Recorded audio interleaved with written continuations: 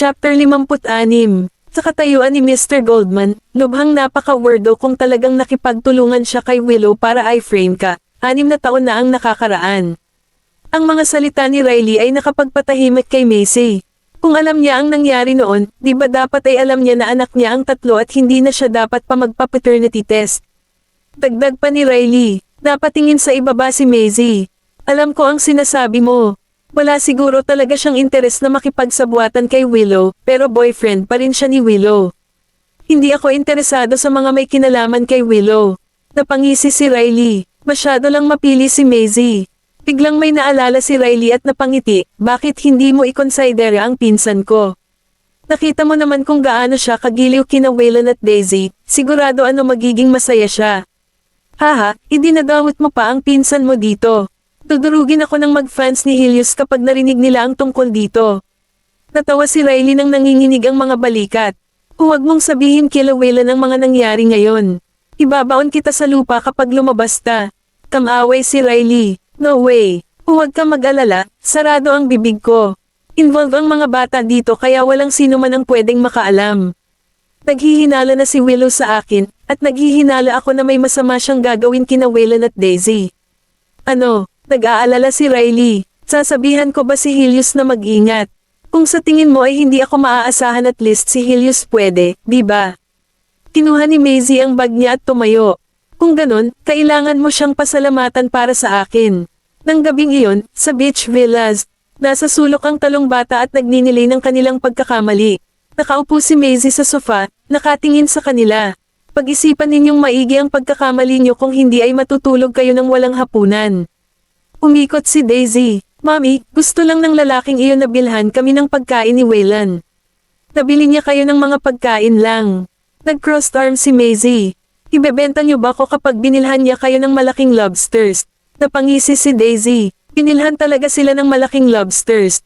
Ano ang sinabi ko? Huwag makipag-usap sa di kilala. Kung isang araw ay makidnap kayo, huwag ninyong sabihin na hindi ko kayo binalaan. Mami, hindi kami makikidnap. Hindi kami bobo, bulong ni Colton. Stand up straight. Tumayo sila ng tuwid at nagkatinginan. Alam nila na napanood na ng kanilang ina ang balita at alam na nito ang tungkol sa lihim na pakikipag-ugnayan nila sa kanilang ama. Galit na galit siguro siya. Ang kanilang ama na kasama ang babae na pinakaayaw ng ina nila ay tinak sa lalamunan. Kapag hindi ba wala ang masamang babae na iyon ay malabong matanggap ng kanilang ina ang kanilang ama. Maraming naglalaro sa isipan ni Colton. Napangiti siya at tumingin sa dalawa na para bang sinasabi sa kanila ang plano niya. May ibinulong siya kay Daisy na nagliwanag ang mga mata. Bigla siyang umikot at umiyak. Mami, ang lalaking iyon ay parang si Daddy. Wala kaming tatay kaya gusto lang naming na maramdaman kung paano magkaroon ng ama nung kumain kami kasama siya. Naupo siya at nagsimulang umiyak pagkasibi nun. Natulala si Macy. Parang nadurog ang puso niya habang nakikita si Daisy na umiiyak. Tumayo siya at inamo ang anak. Nagsalubong ang kilay at sinabing, Daisy, alam kong gusto ninyo ng ama pero ang lalaking iyon ay hindi. Kabanata 57. Hindi maitatanggi ni Macy na nagsinungaling siya. Kahit alam niyang sinolan talaga ang lalaki, 6 na taon na ang nakakaraan, hindi niya ito matatanggap. Ang mga bata na napapalapit kay Nolan ay magbibigay ng pagkakataon kay Willow na atakihin sila. Lumingon si Waylon at tumingin sa kanya. Mami, bakit ka natatakot na mapalapit tayo sa mister na iyon? Hindi sumagot si Macy. Natatakot ba siya na malaman ni Nolan na mga anak niya ito o nag-aalala siya na may gawin sa kanila sina Layla at Willow? Mami, nakataas ang kilay mo mula sa loob. Nangangahulugan ito na ikaw ay nag-aalala o natatakot, nalilito. May kaugnayan ba sa atin ang lalaking iyon? Talagang tinanggihan niya ito. Wala siyang kaugnayan. Nagkibit balikat si Waylon. Mami, ibinibenta ka ng tono mo. Nagi-guilty ka. Nahuli siya. Paano niya makakalimutan na mas gusto ng batang ito ang mga psychology books kaysa fairy tales kahit napakabata pa nito? Kahit kaya niyang lokohin sina Colton at Daisy, hindi niya kayang lokohin si Waylon. Huminga siya ng malalim para kumalma. Kinailangan niyang ibahin ang usapan. Kumuha tayo ng takeout. Paano ang ilang lobster? Si Daisy, na umiiyak ng malakas, ay biglang umupo at nagsabi, oo. Tinitigan siya ni Waylon at Colton. Madali lang talaga siyang mabili. Kinabukasan, sa Black Gold Group, Nakuha ni Quincy ang ulat mula sa Bureau of Justice at ibinigay ang impormasyon kay Nolan. Nang buksan niya ang resulta, madilim ang kanyang tingin. Napalunok si Quincy nang makita ang kanyang ekspresyon at nagtanong, Mr. Goldman, ano ang kinalabasan? Ibinaba ni Nolan ang mga resulta pagkatapos tumahimik sandali. Lumapit si Quincy at kinuha ito. Nagpakita ito ng negatibong resulta, walang relasyon sa dugo. Siya ay napabuntong hininga. Mr. Goldman, siguradong labis kang nag-aalala. Hindi sa iyo ang mga batang iyon. Kamukha lang nila siya. Si Mr. Goldman ay malamang na nagkasakit lang ng lagnat ng sanggol. Ibinaba ni Nolan ang dokumento at sinabing, tingnan mo ang petsa. Huminto si Quincy, kinuha ang dokumento, at tiningnan ang petsa sa kaliwang sulok sa itaas. Hindi iyon ang petsa na binisita ni Mr. Goldman. 2 araw na ang nakalipas. Ang ulat na ito ay hindi sa iyo. Nagulat si Quincy pero inosenteng sinabi niya, paano makakagawa ng napakalaking pagkakamali ang Bureau of Justice? Malamig na nanunuya si Nolan, sa tingin mo ba ay nagkamali ang Bureau? Paano sila magkakamali ng ganito? Umiling si Quincy, hindi siya naniwala. Kung ito ay hindi isang error, kung gayon dapat may isang taong kusa itong ginulo at inilipat ang ulat. Siya lang at si Mr. Goldman ang nakakaalam tungkol sa pagpunta nila sa Bureau. Mr. Goldman, ang ulat na ito. Iwan mo. Kumuha ng isang tao na palihim na magpatakbo ng isa pang pagsubok sa Coralia. Tumanggaw si Quincy, tumalikod, at umalis. Maghintay ka, may iba pa ba, Mr. Goldman? Tiningnan ni Nolan ang ulat sa mesa at mahinahong sinabi, hayaan ang impormasyon na tumagas at magpadala ng isang tao upang mag-obserba. Kung sinubukan ng isang tao na pigilan ito sa huling pagkakataon, gagawin nila itong muli. Nakarating si Maisie sa opisina at nilampasan ng ilang empleyado na nag-uusap tungkol sa balita noong isang araw. May anak ba talaga si Mr. Goldman? Nakakabaliw ang pagkakahawig. May iba pang babae bukod kay MS Vanderbilt. Bakit pa siya hayagang magpapatakbo ng paternity test? Kabanata 58. Umagal si Maisie, at unti-unting nabuo ang pagsimangot sa kanyang mukha. Isinapubliko ni Nolan ang paternity test. Lumingon siya at tumingin sa mga tauhan sa harap ng elevator. Masyado silang engrossed sa diskusyon at hindi siya napansin. Totoo ba yan? Huwag kang magkalat ng chismis. Kinumpirma ito ni Quincy. Bakit siya magsisinungaling? Ngunit hindi ba kakaiba para kay Mr. Goldman na pumunta hanggang sa Coralia para magpasuri? Wala bang Bureau of Justice ang Baseburg? Natigilan si Maisie sa kanyang kinatatayuan, at ang kanyang mga kamay ay nakataas. Ano ang nangyayari? Hindi ba siya naniwala na totoo ang ulat? Si Joe ay napakaingat. Gusto lang ni Nolan ng patunay. Ang sino mang nakakita ng mga negatibong resulta ay hahayaan na lamang ito. Kung talagang kukuha siya ng pagsusulit sa Coralia, kailangan niyang gawin ang isang bagay. She took out her phone and hesitated. May ipapadala ba talaga siya para harangin ito sa Coralia? Maghintay lang ng saglit, tumigil si Maisie. Ito ay kainahinala para kay Nolan na isa publiko ang pagsubok. Nakapag-test na siya. Kung hindi siya naniniwala na totoo ang mga resulta, nangangahulugan ito na alam niyang may nangyaring switch. Ngayon na siya ay magpapatakbo ng isa pang pagsubok at ginawa itong isang pampublikong usapin, dumiretso siya sa kanyang bitag kung nagpadala siya ng isang tao upang pigilan ito. Ha, makikipaglaro siya. May nakita siyang lalaking kasamahan na naglalakad, kaya ngumiti siya at naglakad. Hello, out of battery ang phone ko. Maaari ba akong humiram sa iyo upang magpadala ng isang text? Huminto ang lalaki. Piling siyang tumulong dahil ang ganda niya kaya inabot niya ang phone niya. Salamat. Pinasa ni Maisie ang kanyang mga kontak, nagpadala ng mensahe kay Leila gamit ang kanyang telepono, at agad itong tinanggal. Nang ibalik niya ang telepono, tinapik niya ang balikat nito at sinabing, ito ay isang mensahe sa aking ex na nanloko sa akin. Maaari mong hindi pansinin ito kung sumagot siya. Sa Vanderbilt Manor, nagluluto si Leila sa kusina. Kinailangan niyang magsimulang kumain ng malusog bilang paghahanda para sa pagbubuntis at selyuhan ang kanyang lugar sa kapalaran ng Vanderbilt nang manganak siya ng isang anak na lalaki.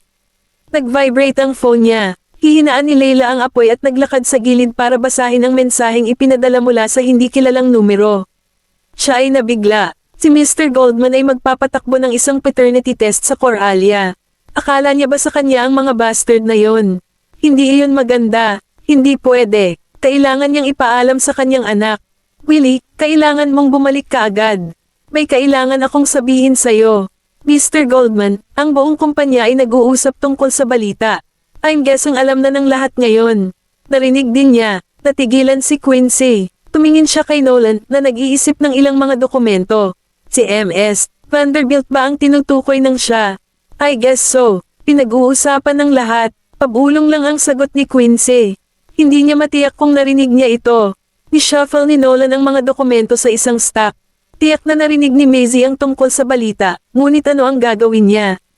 Gusto niyang malaman. Sa 16th floor, tinulungan kitang mag-apply para sa isang opisyal na website ng alahas. Kapag nakumpirma na ang autorisasyon, malamang na magsisimula itong makakuha ng ilang truck sayon. Nakaisip ka na ba ng pangalan para sa brand? Tanong ni Kennedy. Napaisip ito sandali ni Maisie. Tawagan nating. Kabanata 59. Soul. Si Kennedy ay hindi sigurado. Ang bawat disenyo ay may sariling halaga. Kahit na ito ay isang bagay na walang buhay, kung ito ay walang kaluluwa, kung gayon walang kahulugan ang nilikha. Matapos marinig ang kanyang interpretasyon, tumanggaw si Kennedy habang nasa baba ang kamay. Isang malalim na boses ang nanggaling sa likod ng pinto nang may sasabihin pa sana siya. Bahagyang napawi ang ngiti ni Maisie nang makitang pumasok si Nolan. Bakit siya nandito? Tumanggaw si Kennedy sa kanya. Napatingin sa kanya si Nolan. Ikaw ay si Mr. Kennedy Fanan. Narinig ko na kayo sa mundo ng alahas ng Baseburg. Gumisi si Kennedy. Isang karangalan na narinig mo ako. Mr. Goldman, ano ang nagdala sa iyo dito? Gumisi si Maisie. Alam niyang ito ang lalaki mula sa 6 na taon na ang nakalilipas, medyo nalungkot siya. Mahinahon niyang sinabi, dahil partnership ito, hindi ko ba dapat malaman kung paano ang takbo ng paghahanda para sa brand ng alahas sa ilalim ng Black Gold? Ngumiti si Maisie pero hindi sumagot. Hindi niya akalain na naroon siya para magtanong tungkol sa paghahanda ng bagong brand ng alahas kundi para tingnan kung may ginawa ba siyang aksyon.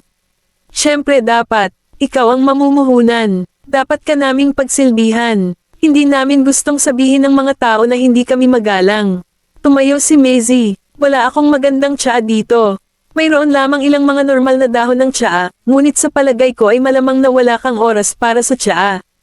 Hindi naman. Umupo si Nolan sa sopa at tumangala. May oras ako para sa tsaa. Natigilan si Maisie. Tumingin si Kennedy sa kanya. Magtitimpla ako ng tsaa. Pagkatapos mag-walkout ni Kennedy, nag-cross arms si Maisie, handle sa table, at tumingin sa kanya. Hindi ka lang naman siguro nandito para mag-tea, di ba?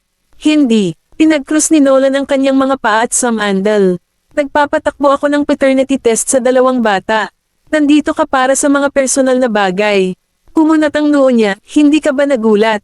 Napangiti si Maisie. Hindi ako interesado sa mga personal mong bagay. Bakit naman ako magugulat? Normal na mag-react kapag narinig ng mga tao ang ganoong balita. Nagulat talaga ako kung gaano kakakalmado. Nakatitig ng diretso ang mga mata ni Nolan sa kanya. Mas hinigpitan ni Maisie ang sarili. Akala niya ay kontrolado na niya ang kanyang emosyon, ngunit sapat na ang matalim na titig ng lalaking ito para kabahan siya. Hindi niya matiyak kung sinusubok lang siya nito o may nahanap talaga siya. Tibale na. Kung hindi siya umamin, hindi ito magiging isyo. Kaano ba ako dapat mabigla? Ang buong kumpanya ay nagsasalita tungkol sa balita ng iyong paternity test. Narinig ko na. Hindi ako mabibigla sa pangalawang pagkakataon na marinig ko ito. Nang makitang bumaba ang mukha ni Nolan, nagpatuloy si Maisie. Sa tingin ko ang dapat mabigla ay si Willow. 6 na taon na siyang nasa tabi mo, ngunit ngayon ay nagpapatakbo ka ng paternity test. Kaano siya kalungkot kapag nalaman niya ito? Ang mga labi ni Nolan ay idiniin sa isang manipis, matigas na linya, ang kanyang mga mata ay malamig. Bahagyang lumuwag ang mood ng dalhin ni Kennedy ang tsaa, ngunit hindi na interesado si Nolan sa inumin. Tumayo siya at umalis. Kabanata 6 na po. Nagulat si Kennedy. Anong problema ni Mr. Goldman? Nagkibit balikat si Maisie. Walang ideya. Wala na siguro siyang gana mag-tea. Sa Vanderbilt Manor, nag-aalalang naglakad si Leila sa sala. Hindi pa rin niya alam ang resulta ng pagsusulit pagkatapos ng kalahating araw na paghihintay. Nakamaskara si Willow habang nakahiga siya sa sopa.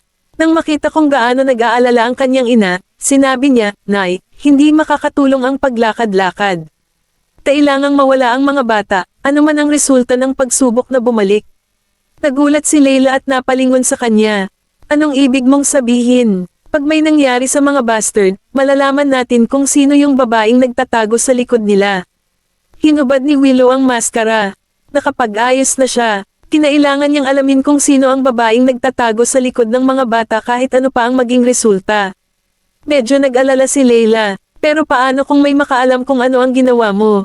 Bakit ka nag-aalala? Hindi ko sila papakawalan. Gusto ko lang pilitin ang babae na lumabas. Kung hindi nila susundin ang mga tagubilin, makakaranas sila ng ilang discomfort.